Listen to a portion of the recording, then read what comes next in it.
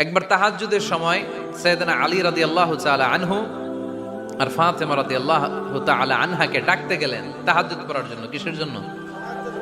যে ডাকলেন, দরজায় কড়া নাড়লেন, আলী ওঠো, ফাতিমা ওঠো। কিন্তু সাইয়েদনা আলী রাদিয়াল্লাহু তাআলা আনহু বললেন কি জন্য উঠবো? আল্লাহ রাসূল সাল্লাল্লাহু আলাইহি ওয়াসাল্লাম বললেন তাহাজ্জুদের জন্য। আলী রাদিয়াল্লাহু তাআলা আনহু একটু কৌশল করে বললেন, আমাদের রুহু তো আল্লাহর হাতে। রুহু কার হাতে? আল্লাহ যখন রুহু ফিরাই দিবে তখন ঠিকই উঠবো, পড়বো তাহাজ্জুদের নামাজ, পড়বো রুহুটা ফিরে আসুক, পড়বো। একটু কৌশল করলেন। তো রাসূল সাল্লাল্লাহু আলাইহি ওয়াসাল্লাম এই কৌশলটারে পছন্দ করলেন না। রাসূল সাল্লাল্লাহু আলাইহি ওয়াসাল্লাম আমি বলা মাত্রই যেন উঠে যায়।